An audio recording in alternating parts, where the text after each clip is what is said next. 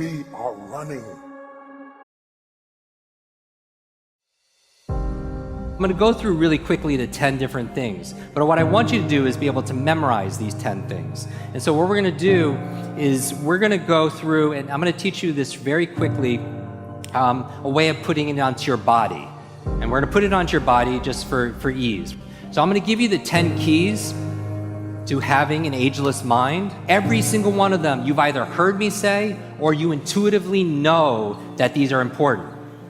That's not the reason I'm saying it. The reason I'm saying it is to take knowledge and turn it into power, and I want you to take those ideas and have them have real impact. And what I want you to do is when I'm going through it, I want you to cycle through and on a piece of paper, rate yourself. On a scale of 0 to 10, how well am I doing in that category? 1/3 of your memory is predetermined by genetics and biology. Let's say 2/3 in your control. These are the 10 things I would focus on. So the first one is a good brain diet. Good brain diet. So on a scale of 0 to 10, what's an honest assessment? If you're honest and true to yourself, where are you on your diet? So we talk about the most important foods for your brain that are neurological, like protecting, neuroprotective. So we're talking about avocados, we're talking about blueberries, or what I call brain berries, right? We're talking about broccoli, we're talking about eggs, if that's allowed by your diet. We're talking about coconut oil or olive oil. We're talking about green leafy dark vegetables, wild salmon, if you're allowed to, if that's part of your diet also as well. Turmeric. I do every morning. I do like an almond turmeric like tea, right? All these things are neuroprotective. Number 2, killing ants. Automatic negative thoughts. How well are you controlling your self-talk? On a scale of 0 to 10, honestly, even if you've done this with me, how strong are you? 0 to 10. Do your thoughts make a difference? Yes or yes? If I say constantly, I'm getting too old, is that going to be self-fulfilling? Yes or yes? If I say I'm forgetful, I have a bad memory, if you fight for your limitations, you get to keep them. So your mind is always eavesdropping on your self-talk. That's number 2. Number 3, exercise. And really what we're talking about here is movement. The number 1 function of your brain is to control your movement. All right? That's why we know there's not just a brain-body connection, but a body-brain connection, that using your body in different ways stimulates neurogenesis, it stimulates neuroplasticity, it stimulates brain-derived nootropic factors, which is the fertilizer for making new connections. So you have to move, but we live in a very sedentary life, right? I was reading this book talking about barefoot kids and how we're taking away seesaws and swings and all these things. We're overprotecting them, and we're keeping them in a very sterile environment. They're not moving as much, right? They're always on their devices, and they're not getting the brain growth, right? And it's leading to learning challenges and so on. But how much are you moving every single day? They say sitting is the new smoking, right? You do not want to sit 8 hours a day and just study. I'm going to go through the rest fast. Number 4, brain nutrients, brain vitamins. Because we're traveling, we're maybe going to eat the best foods ever. Are you supplementing with food? There are certain nutrients, and I would make this a no-brainer. I would just go to your functional medicine doctor and get like hormonal tests, full spectrum tests, food sensitivity, and just see what your baseline is, because I really do believe people are bio-individual. And I've seen all the research, talked to so many individuals, find out what works for you. Because the most important supplement is DHA for the brain. DHA. All right, that's number 4. Number 5, positive peer group. So rate yourself, 0 to 10.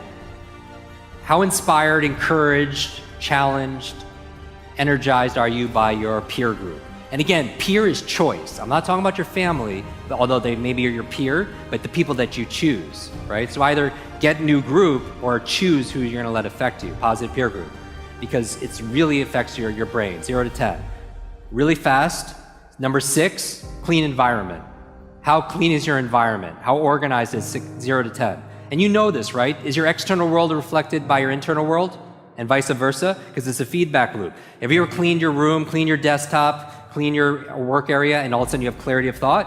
The reason why I brought up the boxing match is because I go over there, we watch this fight, and afterwards I was like, I was me sitting here, Sylvester Stallone on the couch here, and then to his left was Arnold Schwarzenegger. And I swear, if you took a picture of that, they'd be like, who photoshopped that Asian dude in that photo? But I was like, what does it take to be a champion like those guys? And then Arnold said, Jim, the difference between an amateur and a champion is a champion's willing to push past the pain period. Just like for those of you who did the exercise over the past few days, it's that intensity and is there a pain period in a relationship? Is there a pain period sometimes in a health crisis? Is there a pain period also in your business? Multiple pain periods, right? The ability to push past, that's where the period is now, because you've just done days and days and you feel like your attention is wandering and going different places. This is the time when it counts, just like with your workout, right? So if Lorenzo and his team's here, that would be the goal. So that's number 6. Number 7, sleep. On a scale of 0 to 10, how good is your sleep? It's important for your brain. 3 really simple reasons. It's where you consolidate short to long-term memory. That's where you actually remember. You do not, even when you're doing these workouts, build your muscles when you're working out. You build it when you rest. Same thing with your mental muscles, same thing with your memory.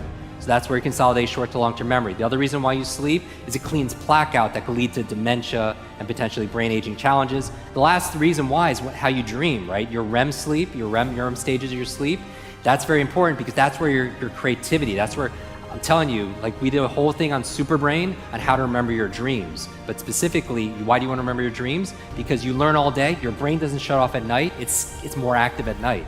And so Elias Howe created a sewing machine in his dream. You know, Paul McCartney came out with the song Yesterday in his dream. Mary Shelley came up with Frankenstein in his dream. Periodic table came to a chemist in his dream. What are you dreaming about at night that could solve a lot of the problems in your business, in your life, but you forget it the next morning? That's why the first thing I do in my morning routine is remember my dreams. And 6 steps on how to do that we talked about in Superbrain. After that, sleep. 8, brain protection. Are you protecting your brain? And I'm not just talking about wearing a helmet in extreme sports. Yes, that's obvious. I've had a series of traumatic brain injuries and concussions and all those challenges. Yes, but I mean like things like EMFs. Like we did a podcast episode specifically talking about electromagnetic fields and how it's affecting the brain. Is that affecting the brain, do you think? Do you think it's normal? Do you think we evolved or are born to be able to handle all the electricity that's coming out of these smart devices? You know, I read recently that over 90% of kids sleep with their phones underneath their pillows, right? Not on airplane mode, right? So it's big challenge. We just did 2 videos on that. They have 4 million views in just a matter of weeks. You should watch those videos. EMFs, protect your brain. Number 9, new learnings. New learnings, meaning that you might have seen the longevity. This is a longevity conference on the cover of Time magazine where was this study on nuns who were living 80, 90 and above. What was the secret to their longevity? Part of it was their emotional faith, gratitude. The other half, lifelong learners. These group of women were just learning every day, reading every day, having deep conversations, doing the work every single day. It added years to their life and life to their years. So always learning, and I'm preaching to the choir here. But I know for a fact, most of you could actually push it even more, all right? That's how you create neurogenesis and neuroplasticity. If you want to know the secret to having an ageless mind, neurogenesis says you could create new brain cells the day you die. Neuroplasticity is saying you can create new connections to the day you die. The 2 most important factors outside of sleep that's going to promote neurogenesis, neuroplasticity, novelty and nutrition.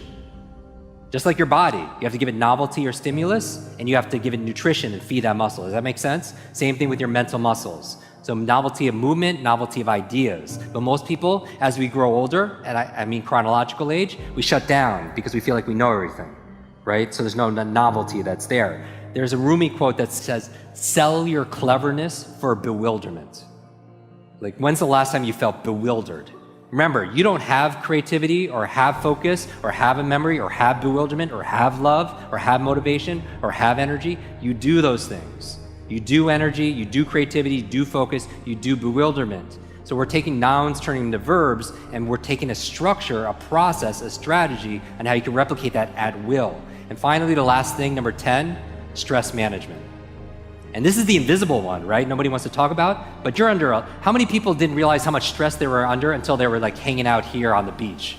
Because it's like fish, they don't see the water because it's there all the time. But we are under so much environmental stress, pollutants, environmental stress, emotional stress, work stress, cognitive stress, financial stress, and we don't realize that. But you don't get the best of the best out of that, right? It's good for fight or flight, sympathetic mode, but when you want to be able, it's not good if you need to think. If you're stressed, it doesn't help you study. When you're stressed, it doesn't help you give a presentation. When you're stressed, it doesn't help you perform cognitively because it shuts down cortisol, adrenaline, big parts of your brain.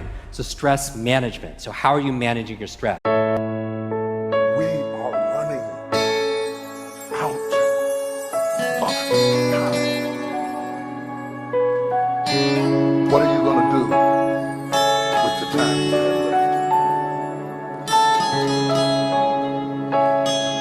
I say,